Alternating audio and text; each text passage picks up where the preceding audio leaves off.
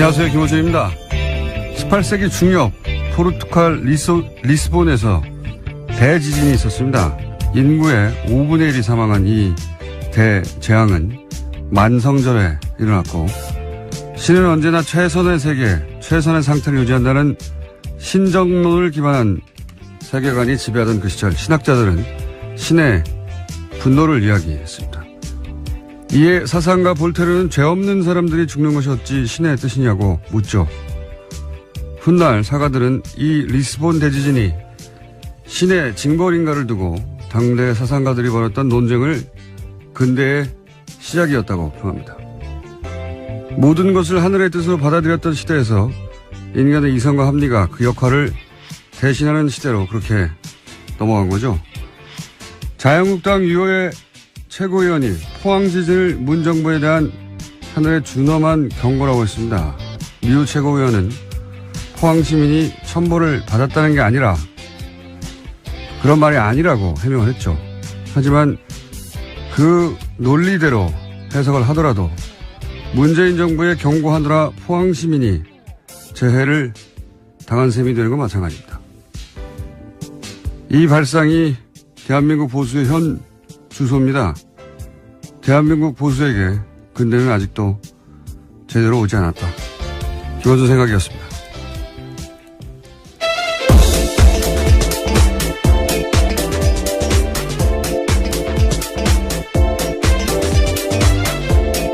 시사인의 김은지입니다. 자, 오늘도 달려볼까요? 네, 다스는 누구 겁니까? 관련된 소식을 가장 먼저 전해드리겠습니다. 요즘 이 뉴스가 여기저기서 자꾸 나오고 있어요. 예. 네, 이명박 전 대통령의 아들 이시영 씨가 다스 핵심 납품업체 한 곳을 또 인수했다라고 어제 JTBC가 보도했는데요. DMI라는 곳입니다. 이 DMI는 다스 납품업체에 있는데 자동차 시트 뼈대를 만드는 곳입니다. 다스 핵심 관계자의 말에 따르면요. DMI 등은 리틀 다스로 불린다라는 건데요. 또 이 DMI는 설립 이후에 흑자 경영을 해오다가 지난해 갑자기 14억 원의 적자를 기록했습니다. 그러면서 매입 가격을 낮추기 위해서 회사를 어렵게 만든 게 아니냐라는 의혹이 나오고 있다고 합니다. 지난번과 마찬가지 케이스죠. 예. 네, 그렇죠. 한번 전해드린 바가 있는데요. 예, 100만 원에 어떻게 600억짜리 다운을 매입했느냐. 알고 보니 100만 원에 매입했더라. 그냥 가져갔다는 얘기죠. 근데 계속 흑자를 내다가 바로 직전에. 네, 인수 직전에요. 네, 적자를 기록했는데 이렇다는 얘기는 뒷거래를 했거나 아니면 일부러 적자가 나도록 다스에서 물량을 주지 않았거나 뭐 그런 케이스 중에 하나일 거라고. 근데 이제 결론은 똑같은 거죠. 결론은 다스가 이제 실소유주 논란을 펴할 수 없으니까 이시영 씨에게 비밀리에 승계 작업을 하던 것들이 지금 들키는 와중이다. 이렇게 볼 수 있는 거죠. 네, 핵심 협력 회사들을 통해서 우회해서 경영권을 넘겨주는 게 아니냐라고 전문가들이 의심하고 있습니다. 예전에 삼성 이건희 회장이 이재용 부회장에게 삼성 물려주기 위해서 이제 16억이었던가요 그때? 예. 굉장히 적은 돈이었죠. 예, 16억을 상대적으로. 한 번 주고 그 돈을 정잣돈으로 계속 불려서 전환사채나 이런 방식으로 결국은 이제 몇 조를 만들어서 삼성 전체를 먹게 하는 방법을 사용했는데 이게 크게 문제가 되니까 다른 재벌들은 다른 방법을 쓰기 시작했어요. 그중에 이제 지금 다스가 흉내내고 있는 것은 재벌 2세, 3세 혹은 뭐 4세에게 회사를 하나 세우게 한 다음에 그 회사에게 그 재벌에서 일감을 계속 몰아주죠. 그리고 인수합병을 통해서 등치를 계속 키워서 결국은 본사를 거꾸로 먹는 방식인데 왜냐하면 이렇게 하면 증여세를 피할 수가 있거든요. 예. 대표적으로 이 방식으로 거론되는 게 현대글로비스입니다. 예. 현대글로비스 예를 들어서 현대차, 기아차 수출하게 되면 그 운송 물량이 있을 거 아닙니까? 그 물량을 원래 다른 회사가 하던 거를 빼가지고 현대차, 기아차의 해외 수출 운송 물량의 절반 이상을 이제는 현대글로비스가 해요. 그러면 글로비스는 계속 주가가 올라가겠죠. 예. 그리고 그 오른 주가를 가지고 이제 합병을 하거나 주식 교환을 통해서 현대차의 지배 주주가 되어 간다. 뭐 이런 방식인데 재벌들이 많이 하는 방식입니다. 네, 이런 핵심 업체를 인수할 때요, 다스 본사에서 부장급 직원이나 이런 사람들이 나와서 실무 작업을 지휘했다라는 증언도 있습니다. 그리고 근데 인수가 끝나면 다시 다스로 돌아갔다라고 하는 건데요. 회사 이름을 바꾸거나 경영 목표를 결정하는 일 등에 있어서 다스 사람들이 직접적으로 관여했다라는 거죠. 직접적으로 관여했겠죠. 근데 문제는 뭐냐면 다스 이명박 전 대통령은 다스의 주식이 하나도 없거든요. 공식적으로. 그런데 이 다스가 왜 이명박 대통령의 아들에게 승계되고 있느냐. 예. 당연히 실소유주 논란이 나올 수밖에 없고, 그 실소유주는 물려받은 사람의 아버지가 실소유주일 수밖에 없으니까 이명박 전 대통령이 거론될 수밖에 없는 거죠. 예. 그런 이야기입니다. 네. 어제 JTBC 보도는, 이명박 전 대통령이 실소유주 논란이 있는 다스가 이명박 대통령의 아들 이시영 씨에게 재벌들이 하는 방식으로 승계되고 있다. 그리고 그 승계 방식의 장점 중에 하나는 비밀리에 할 수도 있고. 지금 다 들켰습니다. 네, 지금 다 모서리 들켜가. 비밀리라고 하긴요. 비밀리에 상장을 하기 전에 이렇게 해서 나중에 상장을 하려고 했던 것 같아요. 예. 그런데 이제 그러면 상장하기 전에 비상장 회사에서 이런 일이 벌어지는 건 잘 알아내기 힘들거든요. 이 모든 건 사실은 140억 때문이에요. 이 140억을 포기했으면, 이렇게까지 오기 힘들었습니다. 140억을 계속 파다 보니까 결국은 여기까지 나오게 된 겁니다. 네. 몇 년 전에. 이 140억을 포기하지 못한 아버지의 끝없는 돈에 대한 욕망이 결국은 파국을 부를 것이다. 5년, 6년 전에 그런 말을 한 적이 있는데, 글로 가고 있습니다. 자, 그런 뉴스고요. 두 번째 뉴스는 뭡니까? 네, 국정원 특수활동비 관련된 소식도 계속 전해드리고 있습니다. 검찰이 어제 관련된 혐의로요, 최경환 자유한국당 의원의 집과 사무실 압수수색했는데요. 국정원 특수활동비 1억 원 받았다라는 혐의입니다. 하지만 최 의원은 계속해서 이를 부인하고 있는데요. 어제 관련된 중요한 증언이 나왔습니다. 이현수 전 국정원 기조실장이 자기가 직접 돈을 줬다라는 건데요. 그러니까 배달 사고의 가능성을 일축한 겁니다. 동시에 자신과 함께 다른 국정원 직원도 함께 돈을 줬다라고 했기 때문에요. 자신은 돈을 전달하는 게 임무였고 그걸 안 할 수가 없었다라면서 배달 사고 가능성은 있을 수 없는 일이다라고 JTBC를 통해서 밝혔습니다. 배달 사고라고밖에 할 수 있는 말이 없는데 배달 사고일 수 없다는 정황과 증언들이 이제 계속 나오는 거고, 이렇게 되면 또 이제 정치 공작이 아니라 정치 보복이라고 하겠죠. 이 보수 진영에서 정치 보복이라고 계속 주장하는데 이 프레임이 안 먹히고 있는데 계속 얘기해요. 사실 정치 보복심이 있다 이거거든요. 근데 보복심이 있다 없다 따지는 건 아무 의미가 없는 게, 개개인들이 보복심이 있을 수도 있고 없을 수도 있어요. 근데 누가 그 마음을 꺼내서 판별할 수가 있습니까? 그래서 예전에는 그럴 수 없기 때문에 마구 질렀거든요. 누구 심령 수사도 아니고. 근데 지금 이루어지는 수사가 공동체를 해치는 중대한 범죄가 있느냐. 그런 행위들이 있으면 입보도 처벌하는 거고요. 네, 법과 절차를 따라서 하고 있는 거죠. 없으면 미워도 처벌할 수 없는 거고요. 네, 영장은 다 법원에 통해서 나오고 있습니다. 그걸 다 구분할 수 있게 된 것이 현재 시민의 수준이거든요. 그러니까 저는 최근에 이제 보수 정당들이 여기 대응할 때 끊임없이 정치보복, 보수 정당뿐만 아니죠. 조중동도 계속 정치보복을 되뇌이는데 이게 안 통한다는 걸 몰라요. 모르는 것 같아요. 그게 이제 보수 정권 한 10여 년 하는 동안 지상파들도 자기 입맛대로 장악을 해서 본인들이 원하는 논리만 주류 미디어에 계속 등장하니까 자기들 프레임에 자기들 속아 넘어간 거예요. 그 10년 동안 일반 시민들은 사실은 굉장히 다변화된 미디어 플랫폼으로 스스로 뉴스 찾아보고 스스로 뉴스를 전파하고 그렇게 진화를 했는데, 한 10여 년간 자기들을 보호할 거라고 생각하고 그렇게 장악하게 된 미디어 거기에 둘러싸여서 진화의 시간을 보수가 놓친 겁니다. 그러다 보니까 보수 정당에서 이럴 경우에 검찰도 계속 때리잖아요. 끊임없이 때리거든요. 그러니까 근데 지금 검찰은 청와대가 컨트롤해서 하명 수사하고 이런 게 아니란 말이죠. 지금 보면 여든 야든 민정수석도 잡잖아요. 국정원이든 검찰이든 걸리면 걸린 대로 다 촉촉 수사해버리겠다. 네, 정무수석. 정무수석이죠. 예. 민정수석. 민정수석은 예, 어제 국회에 왔습니다. 그렇군요. 예. 조국 민정수석, 정무수석, 네, 전명환 정무수석. 그러니까 이 10년간을 보수 정권을 겪으면서 검찰이 깨달은 거예요. 그러니까 문재인 정부를 맞이하면서 검찰이 깨달은 바, 이거 검찰의 방식인 거죠. 여기서는 여든 야든 국정이든 검찰이든 무슨 청와대든 족족 다 수사해버리겠다.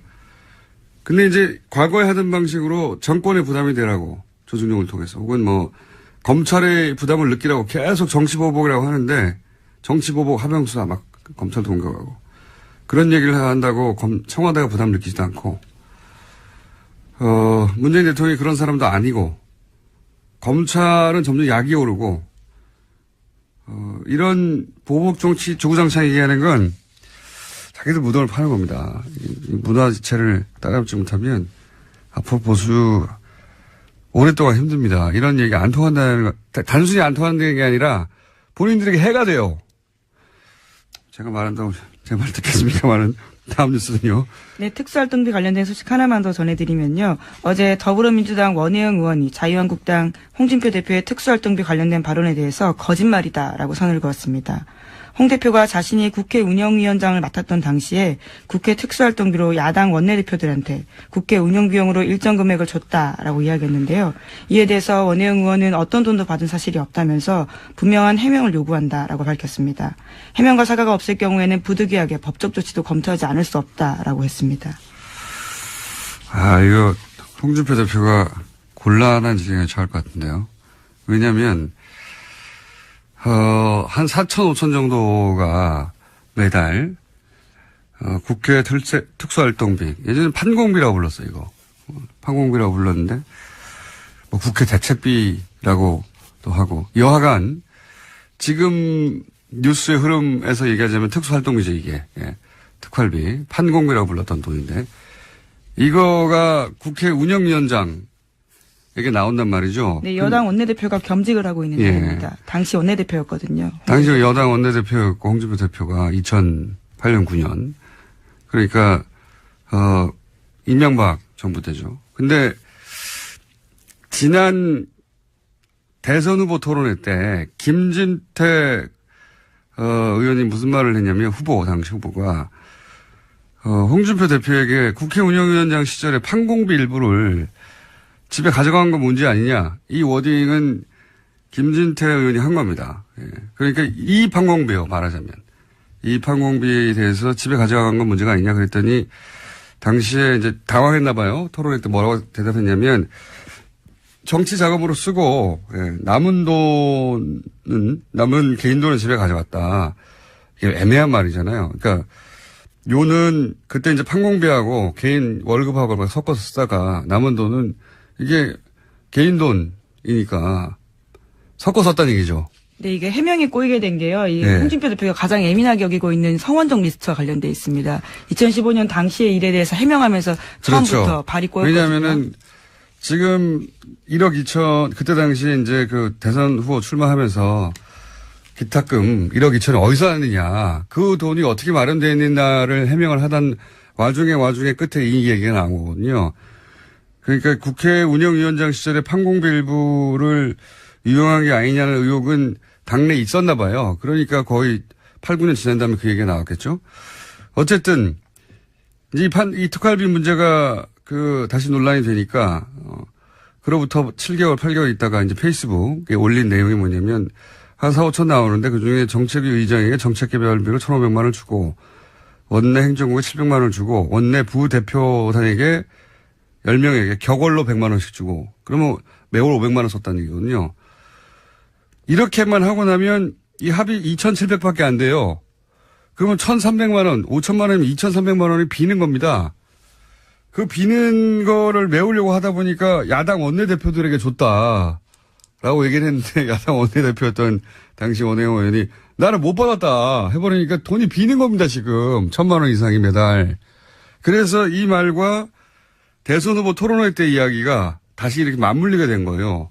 이 얘기를 왜 안 하나 모르겠는데 그러니까 이 이야기는 단순히 지금 판공비 중에 일부를 원내대표한테 줬는데 못 받았다고 한다가 아니라 그 남은 돈을 집으로 가져간 게 문제가 아니냐는 6개월, 7개월 전에 대선 후보 토론 때 김진태 의원의 지적하고 맞물려서 남은 돈을 집으로 가져갔나 하는 의혹이 생기게 되는 이거 제가 보기에는 큰 문제가 될 수 있을 것 같습니다.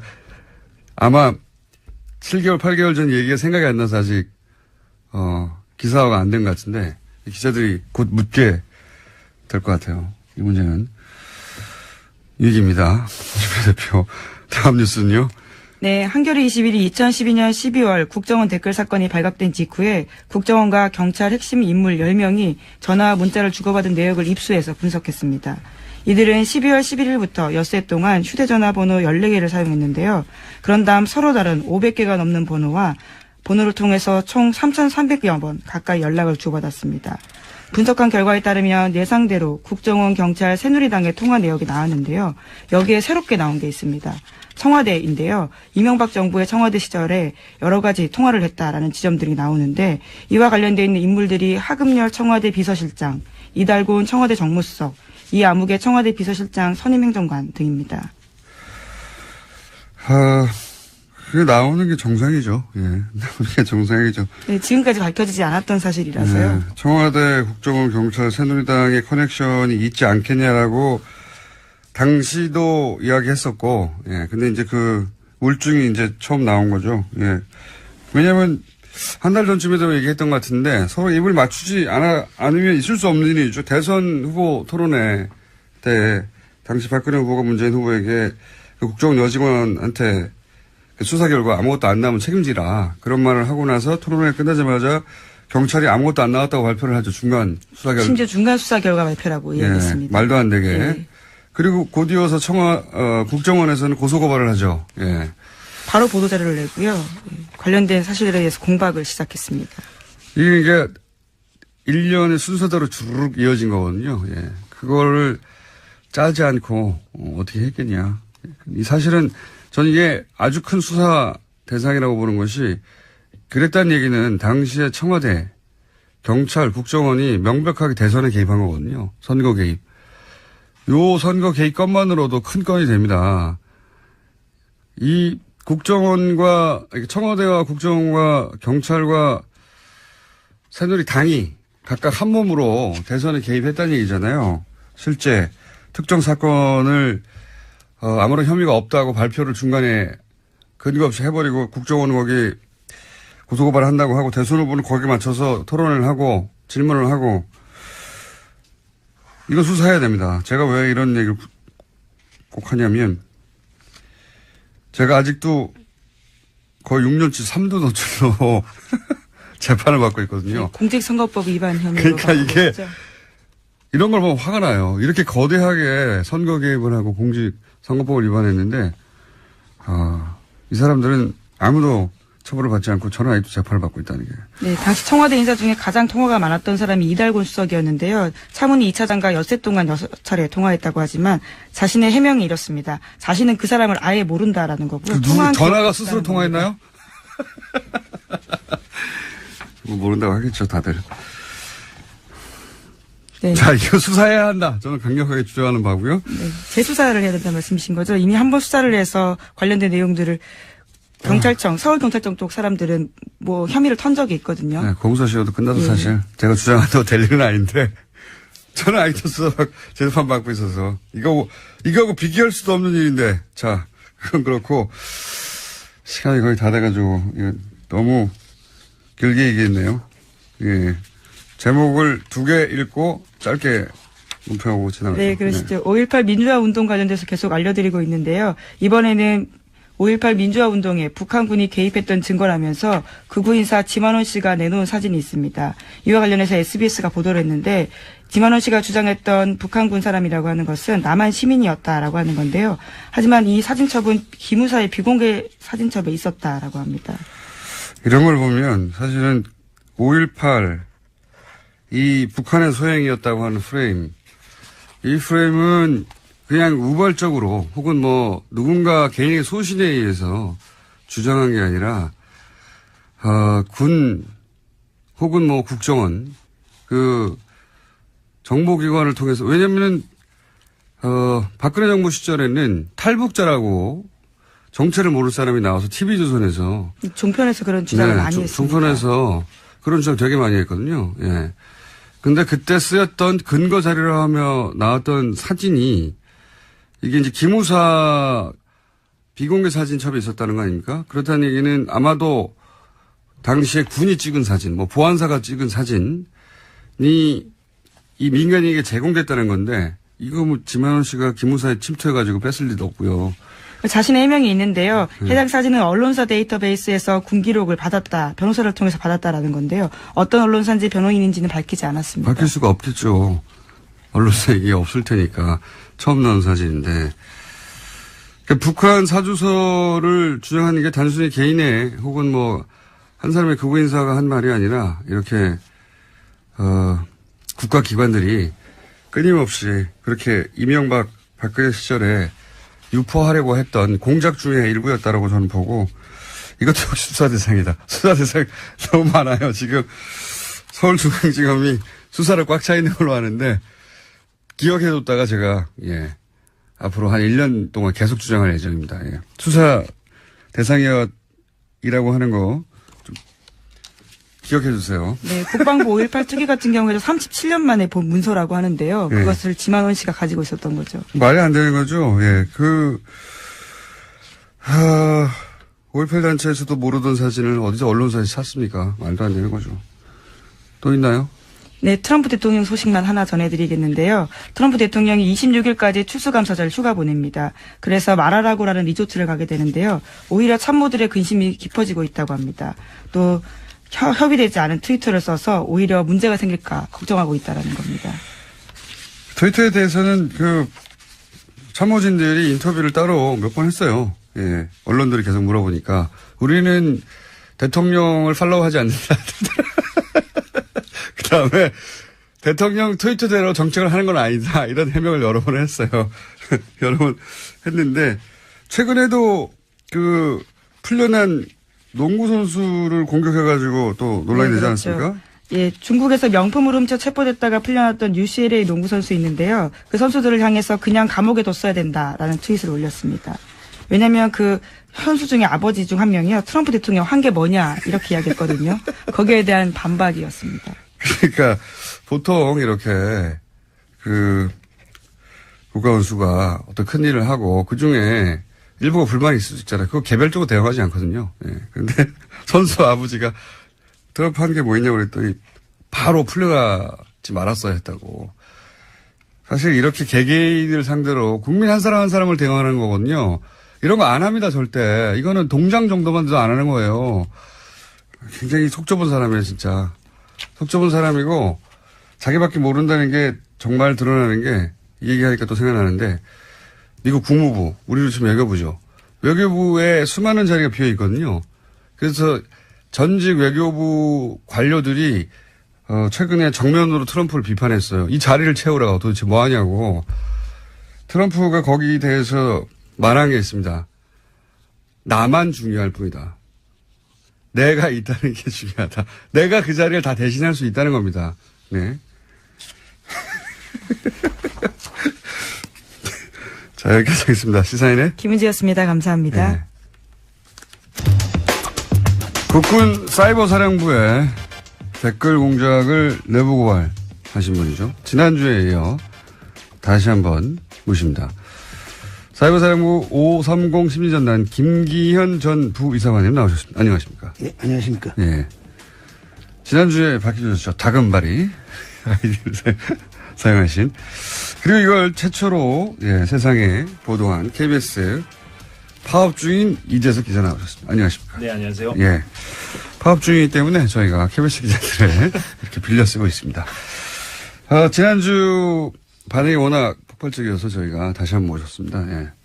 다금바리 선생님에 대해서 격려의 메시지가 어마어마하게 쏟아졌고요. 예. 휘발유 아이디 소나무.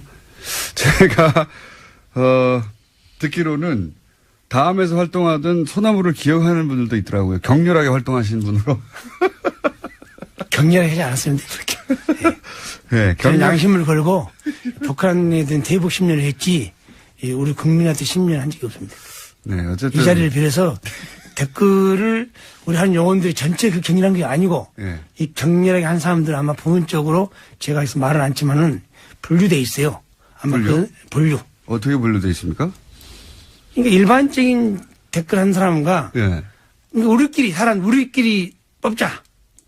우리끼리 뽑자? 우리끼리 인원을 뽑자. 그 인원 있잖아요. 예. 그분들이 이제 통상적으로 이제 댓글을 정치 댓글 단 거지 우리 신년단 요원 전체가 이 정치 댓글 단 게 아닙니다. 저는.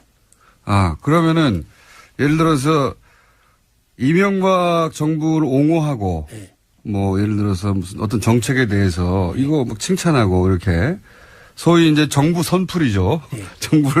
정부를 옹호하는 댓글을 다는 팀과, 그게 아니라, 야당을 공격하고, 뭐, 특정 지역을 비하하고, 이런 댓글을 다는 팀이 따로 있었어요? 그러니까 저는 이제 어렴풋이 예. 그 야당을 비하한다는 그 눈치를 채고 소문은 알았지만은 네. 저는 제가 안 하니까 아하. 그걸 모르죠. 통상적으로 그때 몰랐었는데. 우리가 어떻게 되냐면은 이 분포도가 있어요. 분포도. 심리도, 국방, 예. 군사, 어허. 안보, 예. 한미동맹, 예. 기타. 아, 담당이 이렇게 나눠져 있어요? 그렇게 이제 코드를 그 심령 코드가 나눠 있죠 이렇게 분류가 거기에 입각해서 있는데 예.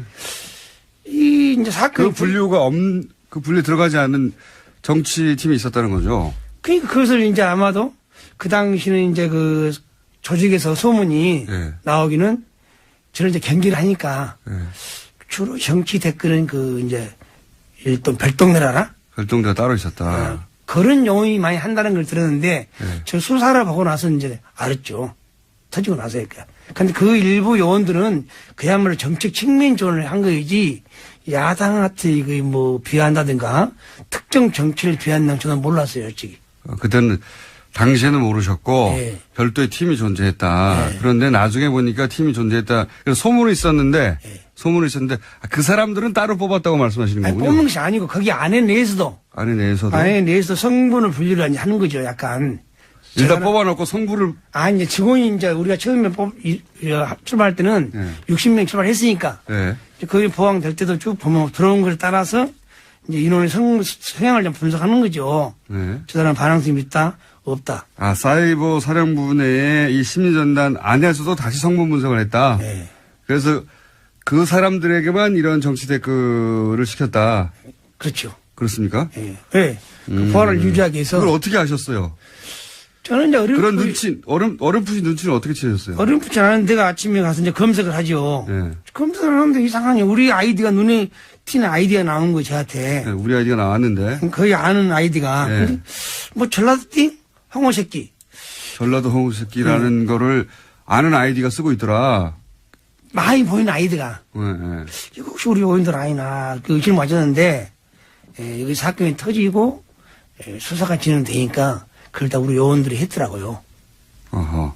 그러니까 이제 네. 매우 노골적인 그러니까 야당 정치인들을 비난하고 특정 지역을 비난하는 그런 매우 노골적인 아주 저질의 댓글을 다는 요원들은 별도로 아주 있었다. 별도로 좀 관리가 돼 있었고 김 선생님 같은 경우는 일반적인 댓글. 일반적인 댓글 예를 들면 이제 제주 해군기지라든가 네. 4대강이라든가 근데 이것도 하시면 안 됩니다. 엄밀히 얘기하면 그렇죠. 그것도 본인의 정체를 숨기고 이제 하신 거라서 군이 예. 청와대 정책을 홍보하실 이유는 없어요. 없는데 표정이 또 저는 그래서 김 선생님도 이제 저한테 이제 고백하시기로는 네. 본인도 이제 그 책임에서 자유로울 수 없다라고 이제 말씀을 하신 건데 그러나 다만 이제 확실히 분명히 해둘 것은 구분을 해야 좀 것은 구분이 좀 필요하고 또 쉽네. 김 선생님 같은 경우는 이제 아주 이제 논리적으로 이제 그런 어떤 국방부의 어떤 논리라든가 군의 논리를 이제 그 작업을 하신 거죠. 최초에도 정책 측면이라 했지만은 군사, 예, 국방, 예, 한미 군사 동맹 예, 그런 내용만 정책 측면을 하는 거지. 예. 우리가 4대강 뭐. 4대강이나 뭐 예교나 그런 저 정책 측면은 본래는 내용이 없었어요. 원래는 안 했는데 없는데 점점점 그런 게 그것이 들어왔으니까 보니까 점점 퇴색에 간 것을 이유를 보니까 계속 저쪽에서 불러요. 저쪽이라 하면 청와대요? BH에서. 청와대. BH 부르면 사람들이 왔다 갔다 해요. 예. 아마 거기서 비공식적으로 점점점 오다를 받아갔지 않았느냐. 맨 처음 출발할 때는 군과 관련된 군 정책 관련된 트윗만 그 댓글만 달았는데. 그렇죠. 제가 그 보를 쓰니까 팩트가 나오면요. 네. 국방, 예. 군사, 안보, 네. 거기다가 한미 군사 동맹. 요 영역만 하다가 네, 하다가 점점 일반 정책까지 넘어가기 시작했다. 네. 근데 그게 청와대를 왔다 갔다 하면서 점점 그렇게 변한 것이다. 저는 그것을 몰랐죠. 예. 보고서를 내가 그렇게 쓰니까. 예. 근데 그것이 내용을 사후에 밝혀진 걸 봐가지고는, 이런 것도 했구나. 그걸 느꼈고. 그러니까 다른 사람들이 어떤 댓글을 다는지는 정확하게는 몰랐군요, 서로는. 네. 그리고 예. 나한테 그, 모 사령관이 예. 정치인들을 대하는 것을 안 했으면 좋겠다고 그러더라고요. 정치인들을 비하는 하지 말라고. 큰일 난다고. 예. 그런 말씀을 했는데 왜 이 사건이 터지는 걸 이해를 못 하겠어요, 지금도. 일부, 그러니까 아주 내밀하게 진행된 거군요. 그러니까 사령관도 모르게 예. 일부 저쪽과 라인을 꽂아서 했지 않냐. 그런 의심이 가더라고요. 저희 사령관님께서 진짜 나한테 그러더라고요. 나도 김 선생, 예. 뭐 김광진 그런 정치인 안 했으면 좋겠어. 김광진. 예. 그거 안 했으면 분명히 들었어요. 그렇게 안 했는데 이것이. 야당 국회의원 공격하고. 예, 안 했으면 좋겠다. 정치에 오래된 사항은 하지 말라는 걸 분명히 들었는데. 네. 그것이 어떻게 진행되는 걸 모르겠어요. 그러면 그 일을 했던 사람들 나중에 알고 보니, 요 사람은 했구나. 그런 사람들은 어떻게 선발된 거라고 보십니까? 아마 그 안에서 이제 선발된 인원은 네. 그냥 일반적으로 뽑습니다. 아니, 제 말은 네. 그 일을 하는 사람만 따로 했다고 하셨잖아요. 그것이 아니고, 네. 이거 뽑대 인원 선출해가 우리 인원인 조직원이 있는데, 네. 거기서 이제 그 일가 업무 시간 이제 파트했죠. 저는 지원 업무, 네. 또 검색 업무, 네. 작전 업무, 미디어 업무가 있잖아요. 네. 그럼 통상적으로 작전 업무를 담당한 30명이가 했지 않나. 그 30명을 어떻게 선발했냐 이 말이에요. 제 말은. 그 요원들인데, 예. 그 안에서 어떻게 뽑았냐 이거죠, 다시. 아무래도 이제 충성심이 좀 높아 보이고 말하자면 김 선생님처럼 좀 이렇게 쓴소리를 하는 사람이 아닌 사람들로 그래서 이제 최근에 언론 보도가 된 게 이제 우리 편이라는 단어가 이제 그런 맥락에서 이제 나온 거 아니겠습니까? 이제 우리 편을 뽑아야 된다라는 맥락도 말을 잘 듣고 이제 어떤 쓴소리를 내지 않는 요원들 중심으로 지금 말씀하신 게 이제 2대, 그러니까 530 심리전단 안에 조직이 이제 1과 1대, 2대, 3대, 5대 이렇게 이제 구분이 되어 있는데요. 이건 뭐 아주 구체적으로 들어가는 내용이긴 합니다만 그 중에 이제 2대 그 조직이 그런 어떤 매우 전문적인, 제가 궁금한, 거기까지 이제 알아듣는데 제가 궁금한 것은 심리전단에 이제 뽑혔다는 자체가 그런 충성심이나 이런 거 확인된 다음에 들어온 건데 그 안에서 다시 어떻게 뽑았냐는 거죠. 김 선생님 모르시는 거 보면 본인은 그런 시험을 본 적이 없는 거 아니에요? 그 안에 들어가는. 이제 조직을 모르니까 조직이 만약 100명이다. 네. 그럼 100명이 있으면은 10년을 수용하게 해서 세부 내용도 있죠. A, B, C, D인데 B 직원들. 네. B 직원들이 이제 거기 좀 많이 관여했는 거예요. 내가 왜 얘기하냐면 통상적으로 이 보고서 쓸 때는 네. 국방, 군사, 안보, 한미 군사 동맹을 썼는데 어떻게 그 청와대 보고할 때 그런 보고서 나왔냐 이게. 그러니까 본인이 모르는 코드로 작업한 사람들이 있었다는 거잖아요. 네. 보고서를 쓸 때 보니까 이거 누가 어떻게 작업했지? 제가 궁금한 건 그 30여 명의 이 팀은 그 안에서도 어떻게 선발했냐 이겁니다.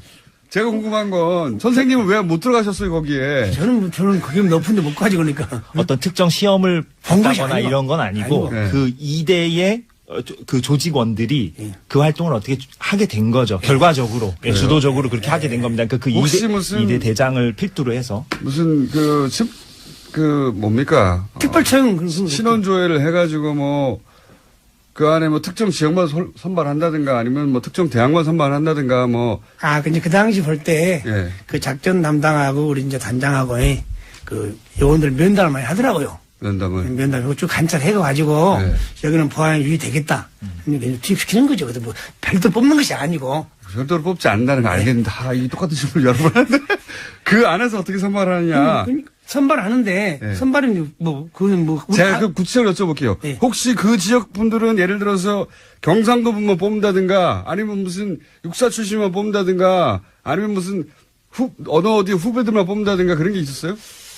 그 팀은 가만히 보니까 주로 이제 눈을 쭉 보니까 예. 참 이런 말 하면 안 되겠지만 내가 하세요. 이제 좀 지역도 많이 고려한 것 같더라고요.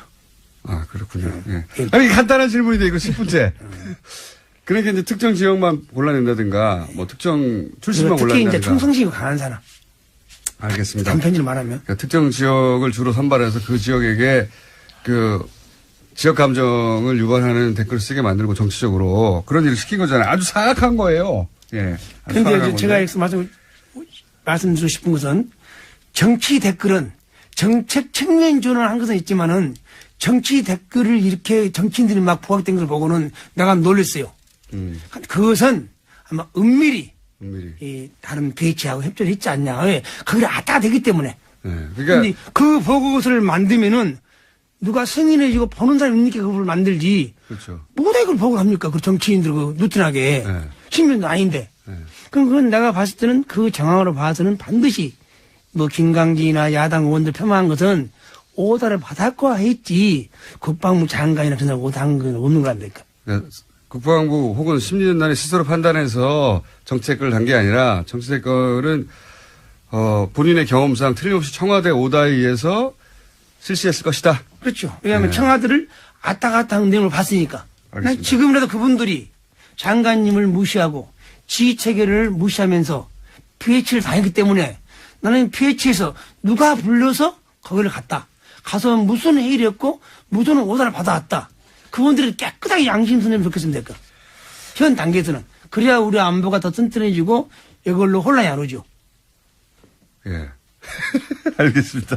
자, 지난주에 저희가 네. 얘기하려다가 시간이 부족해서 못했던 것 중에 오늘 제가 질문 하나가 거의 10분을 까먹어가지고. 그러니까 특정 지역 출신들을 골라가지고 특정 지역을 공격하게 만든 거잖아요. 그 얘기를 질문하고 싶었는데, 힘들었습니다. 지난주에 이거 있지 않습니까? 김석중 씨. 네. 김석중 씨가, 양심 선언을 하려고 했던 네네. 네, 그런 의지를 가지고 있었던 친구였는데, 네. 그 김석중 씨가 교통사고로 사망을 했습니다. 네. 근데 교통사고로 사망한 것에 대해서 유가족들은 당연히 의혹을 제기합니다. 그죠? 예. 의혹을 그때 제기하는데. 예, 뭐 결과적으로는 물론 가해자와 합의를 하긴 했습니다. 예. 네. 예.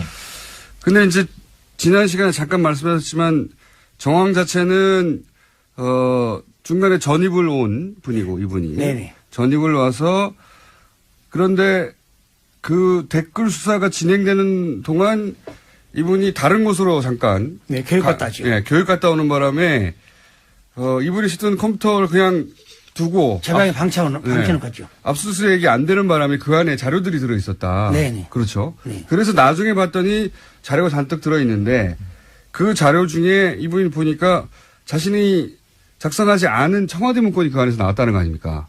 그렇죠? 그렇게 김 선생님에게 제가 이제 얘기했다. 예. 네. 와서 나타나는 말이 이 씨들이 가지고 와서 예. 저한테 형님이라고요. 형님, 내가 작성하는 보고서 이 안에 많습니다. 네. 그게 무슨 보고야? 그랬더니 본인이 작성하지 않은 보고서가 많다. 그게 무슨 보고야? 그게 청와대 보고한 용의가 많다고 그래요. 그 씨들 나한테 주더라고요. 네. 보고를 하라고. 네. 그냥 보고하지 않겠다. 가지고 가라. 그렇게 끝냈죠. 그리고 나서 이제 이분이 내부 고발자로 지목이 됐다면서요. 네. 예. 그래서 괴로워하고 그러다가 이분을 다른 곳으로 전출을 보냈다면서요. 그렇습니다. 예.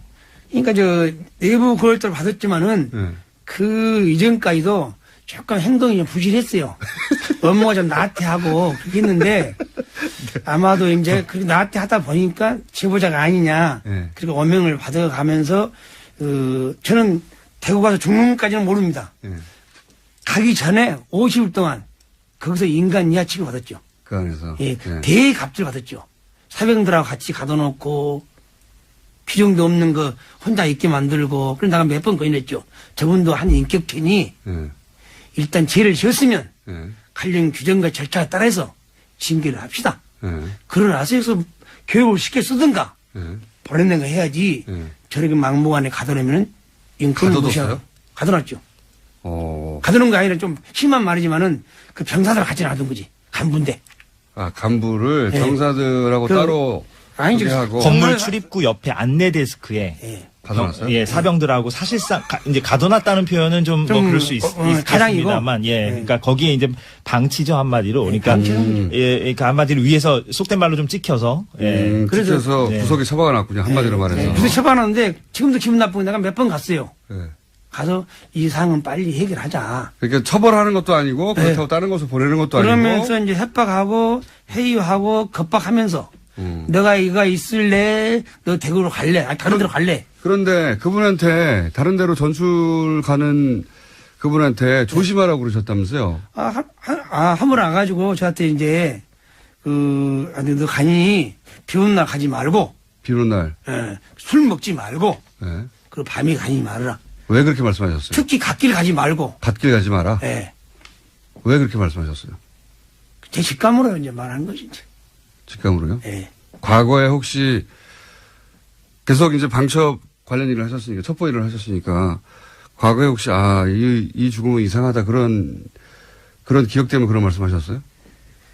그런 것보다는 자기 안전을 위해서 내가 선들어서 충고해 준 거죠. 뜬금없이 전출 가는 사람한테 왜 갓길 다니지 말고, 밤에 다니지 말고. 아니, 제가 또 양심선언으로 말하기 때문에 네. 그런 말을 돌았어요. 그럼 또 누가, 암만 그 사람이 민주국가에도, 암만 정부도 반대파 있지 않습니까? 혹시 반대파 해코지하지 않나. 그래서 내가 주의를 줬지요.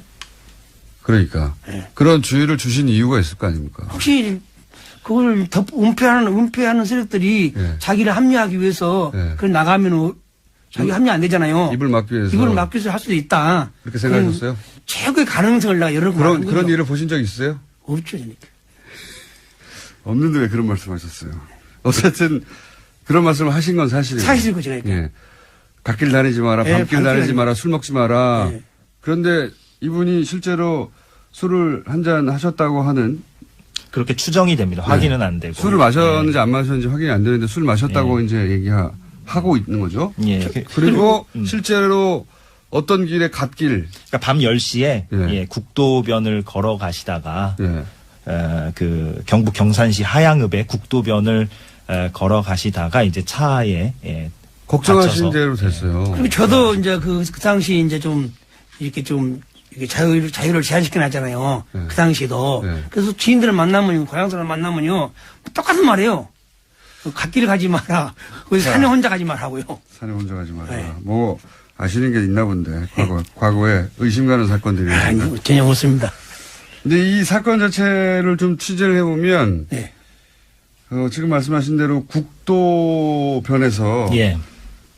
지금 경찰 얘기로는 근데 이제 경찰도 아는 게 별로 없는 게 헌병대가 수사를 담당해가지고 그죠? 그러니까 사건 다음 날에 네. 이제 군무원이 숨진 사건이니까 네. 헌병대가 현장에 와서 현장 조사를 하고 그랬죠. 그래서 이제 사실상 이제 인계가 된 거죠. 헌병대 쪽으로. 예, 경찰이 이제 당일날은 사건 당일날은 이제 당연히 신고 접수를 하고 예. 예, 그렇게 하긴 했습니다만 헌병대가 인계를 했는데 예. 하양에서 대구 방향 국도 편도 2차선에서 네, 편도 2차선입니다. 편도 2차선에서 지금 가해자의 진술에 의하면 길 한가운데를 걷고 있었다는 거죠. 그렇죠. 그러니까 좀 이렇게 옆으로 이렇게 좀 밀착해서 걷는 게 아니라, 그러니까 지금은 인도가 있는데 그 해당 국도에, 근데 그때 당시에 인도 자체가 없었던 길이었습니다. 인도가 없는 2014년 사고가 났을 당시에는. 그래서 인도가 없는 국도를 이제 걷다 보면 보통 이제 잘 안 걷는 길이죠, 당연히. 사람들이 잘 안 걷는 그런 국도였는데 거기를 이제 걷다가 이제 그 사고 차량이 이제 사고. 근데 이제 이것도 다 그 가해 차량의 운전자 진술에 근거한 것이고. 물론 그렇습니다. 그 국도 한가운데를 이분이, 왜냐면 그 인근에 이제 사람들 얘기를 들어보면 거기는 사람이 걷는 길이 아니다. 인도가 없는 길이니까. 네. 예. 그래서 인도가 아예 없기 때문에 그렇다면 도로 한가운데로 걸었다는 얘기가 되는 거거든요. 도로 한가운데로 걸어가다가 차에 받쳐 사망했다. 예. 라고 얘기하는 중입니다. 근데 그게 사실인지 아닌지 따지기가 힘들어요, 지금은. 네, 거기에 이제 뭐 CCTV가 있는 것도 아니기 때문에 일단은 그렇게 이제 결론이 난 상태입니다. 김기현 선생님, 이재석 기자였습니다. 안녕하세요, 김호준입니다. 18세기 중엽 포르투갈 리스본에서 대지진이 있었습니다. 인구의 5분의 1이 사망한 이 대재앙은 만성절에 일어났고 신은 언제나 최선의 세계, 최선의 상태를 유지한다는 신정론을 기반한 세계관이 지배하던 그 시절 신학자들은 신의 분노를 이야기했습니다. 이에 사상가 볼테르는 죄 없는 사람들이 죽는 것이 어찌 신의 뜻이냐고 묻죠. 훗날 사가들은 이 리스본 대지진이 신의 징벌인가를 두고 당대 사상가들이 벌였던 논쟁을 근대의 시작이었다고 평합니다.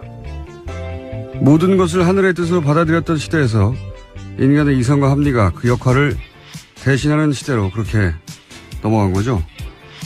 자유한국당 유호의 최고위원이 포항지진을 문정부에 대한 하늘의 준엄한 경고라고 했습니다.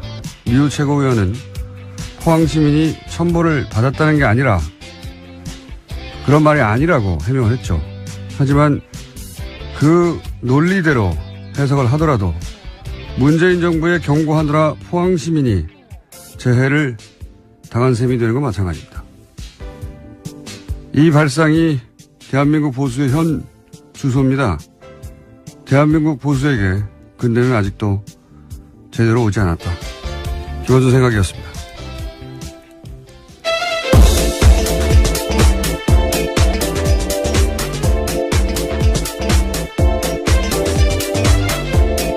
시사인의 김은지입니다.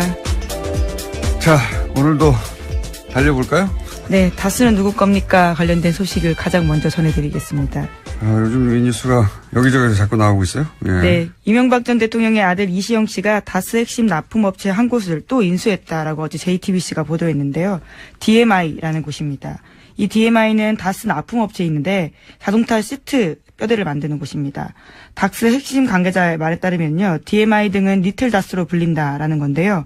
또 이 DMI는 설립 이후에 흑자 경영을 해오다가 지난해 갑자기 14억 원의 적자를 기록했습니다.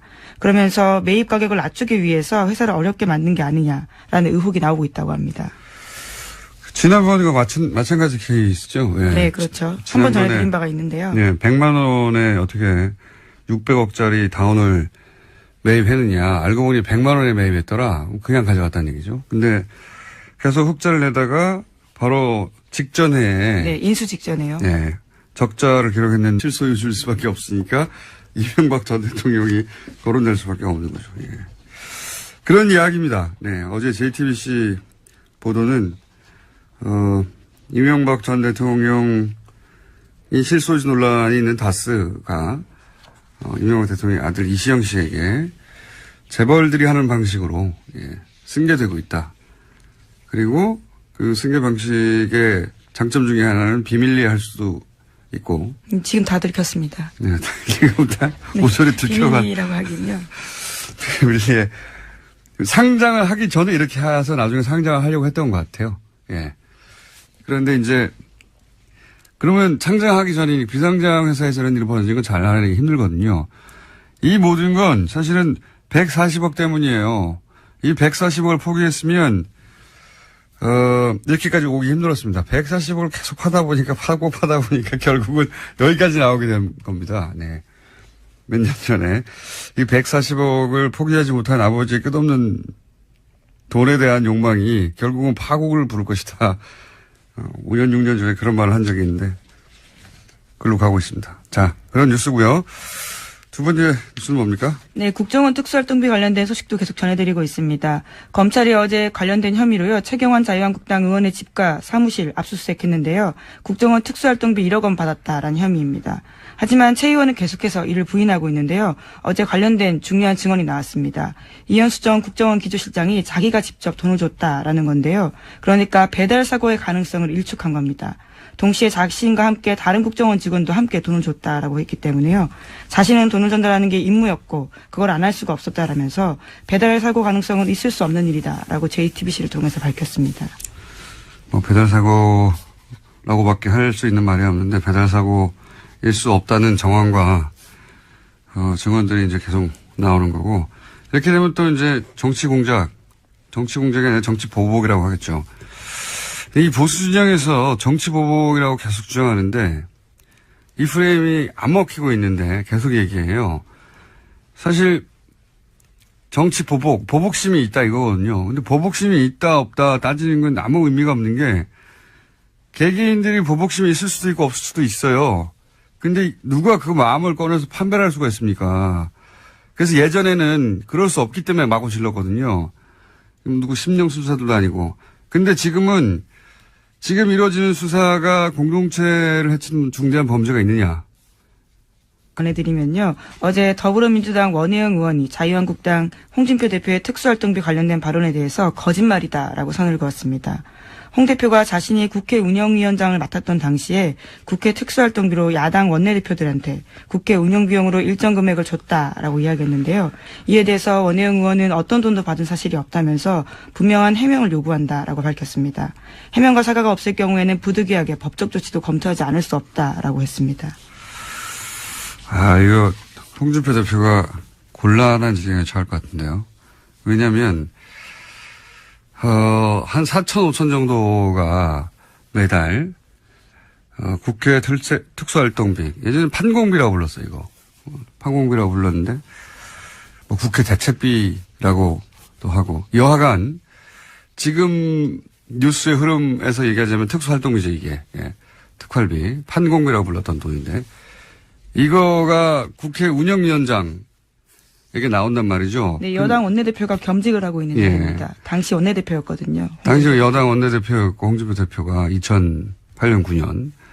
그러니까 이명박 정부 때죠. 근데 지난 대선 후보 토론회 때 김진태 의원이 무슨 말을 했냐면 당시 후보가 홍준표 대표에게 국회 운영위원장 시절에 판공비 일부를 집에 가져간 건 문제 아니냐. 이 워딩은 김진태 의원이 한 겁니다.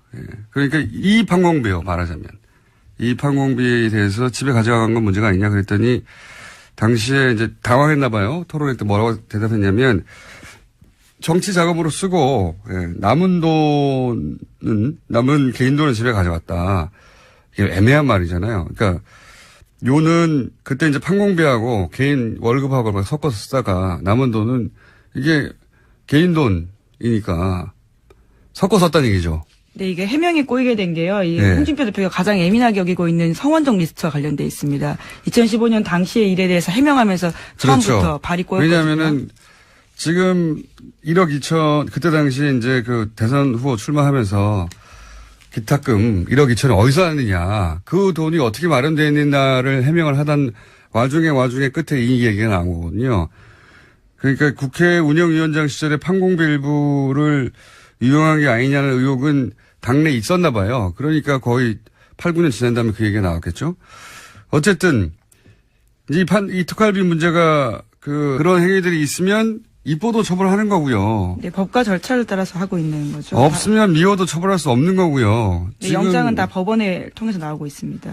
그걸 다 구분할 수 있게 된 것이 현재 시민의 수준이거든요. 그러니까 저는 최근에 이제 보수 정당들이 여기 대응할 때 끊임없이 정치보복, 보수 정당뿐만 아니죠. 조중동도 계속 정치보복을 되뇌이는데 이게 안 통한다는 걸 몰라요. 모르는 것 같아요. 그게 이제 보수 정권 한 10여 년 하는 동안 지상파들도 자기 입맛대로 장악을 해서 본인들이 원하는 논리만 주류 미디어에 계속 등장하니까 자기들 프레임에 자기들 속아 넘어간 거예요. 그 10년 동안 일반 시민들은 사실은 굉장히 다변화된 미디어 플랫폼으로 스스로 뉴스 찾아보고 스스로 뉴스를 전파하고 그렇게 진화를 했는데 한 10여 년간 자기들을 보호할 거라고 생각하고 그렇게 장악하게 된 미디어 거기에 둘러싸여서 진화의 시간을 보수가 놓친 겁니다. 그러다 보니까 보수 정당에서 이럴 경우에 검찰도 계속 때리잖아요. 끊임없이 때리거든요. 그러니까 근데 지금 검찰은 청와대가 컨트롤해서 하명 수사하고 이런 게 아니란 말이죠. 지금 보면 여든 야든 민정수석도 잡잖아요. 국정원이든 검찰이든 걸리면 걸린 대로 다 족족 수사해버리겠다. 네, 정무수석. 정무수석이죠. 예. 민정수석은 민정수석은 어제 국회에 왔습니다. 그렇군요. 예. 조국 민정수석, 정무수석, 네, 전명환 정무수석. 그러니까 이 10년간을 보수 정권을 겪으면서 검찰이 깨달은 거예요. 그러니까 문재인 정부를 맞이하면서 검찰이 깨달은 바, 이거 검찰의 방식인 거죠. 여기서는 여든, 야든, 국정이든, 검찰이든, 무슨 청와대든, 족족 다 수사해버리겠다. 근데 이제 과거에 하던 방식으로 정권의 부담이 되라고, 조중용을 통해서. 혹은 검찰의 부담을 느끼라고 계속 정치보복이라고 하는데, 정치보복 하명수사 막 검찰 동격하고. 그런 얘기를 한다고 청와대가 부담 느끼지도 않고, 문재인 대통령이 그런 사람도 아니고, 검찰은 점점 약이 오르고, 이런 보복 정치 주구장창 얘기하는 건 자기들 무덤을 파는 겁니다. 이 문화 지체를 따라잡지 못하면 앞으로 보수 오랫동안 힘듭니다. 이런 얘기 안 통한다는 거, 단순히 안 통한다는 게 아니라 본인들에게 해가 돼요. 제가 말한다고 제 말 듣겠습니까만은 다음 뉴스는요. 네, 특수활동비 관련된 소식 하나만 더 네. 이렇다는 얘기는 뒷거래를 했거나 아니면 일부러 적자가 나도록 다스에서 물량을 주지 않았거나 그런 케이스 중에 하나일 거라고. 근데 이제 결론은 똑같은 거죠. 결론은 다스가 이제 실소유주 논란을 펼 수 없으니까 이시영 씨에게 비밀리에 승계 작업을 하던 것들이 지금 들키는 와중이다. 이렇게 볼 수 있는 거죠. 네, 핵심 협력 회사들을 통해서 우회해서 경영권을 넘겨주는 게 아니냐라고 전문가들이 의심하고 있습니다. 예전에 삼성 이건희 회장이 이재용 부회장에게 삼성 물려주기 위해서 이제 16억이었던가요 그때? 예. 굉장히 적은 돈이었죠. 예, 16억을 상대적으로. 한 번 주고 그 돈을 정잣돈으로 계속 불려서 전환사채나 이런 방식으로 결국은 이제 몇 조를 만들어서 삼성 전체를 먹게 하는 방법을 사용했는데 이게 크게 문제가 되니까 다른 재벌들은 다른 방법을 쓰기 시작했어요. 그 중에 이제 지금 다스가 흉내내고 있는 것은, 재벌 2세, 3세, 혹은 4세에게 회사를 하나 세우게 한 다음에 그 회사에게 그 재벌에서 일감을 계속 몰아주죠. 그리고, 인수합병을 통해서 등치를 계속 키워서 결국은 본사를 거꾸로 먹는 방식인데, 왜냐하면 이렇게 하면 증여세를 피할 수가 있거든요. 예. 대표적으로 이 방식으로 거론되는 게 현대글로비스입니다. 예. 현대글로비스 예를 들어서 현대차, 기아차 수출하게 되면 그 운송 물량이 있을 거 아닙니까? 그 물량을 원래 다른 회사가 하던 거를 빼가지고 현대차, 기아차의 해외 수출 운송 물량의 절반 이상을 이제는 현대글로비스가 해요. 그러면 글로비스는 계속 주가가 올라가겠죠. 예. 그리고 그 오른 주가를 가지고 이제 합병을 하거나 주식 교환을 통해서 현대차의 지배 주주가 되어 간다. 이런 방식인데 재벌들이 많이 하는 방식입니다. 네, 이런 핵심 업체를 인수할 때요. 다스 본사에서 부장급 직원이나 이런 사람들이 나와서 실무 작업을 지휘했다라는 증언도 있습니다. 그리고 근데 인수가 끝나면 다시 다스로 돌아갔다라고 하는 건데요. 회사 이름을 바꾸거나 경영 목표를 결정하는 일 등에 있어서 다스 사람들이 직접적으로 관여했다라는 거죠. 직접적으로 관여했겠죠. 근데 문제는 뭐냐면 다스 이명박 전 대통령은 다스의 주식이 하나도 없거든요. 공식으로. 그런데 이 다스가 왜 이명박 대통령의 아들에게 승계되고 있느냐. 예. 당연히 실소유주 논란이 나올 수밖에 없고 그 실소유주는 물려받은 사람의 아버지가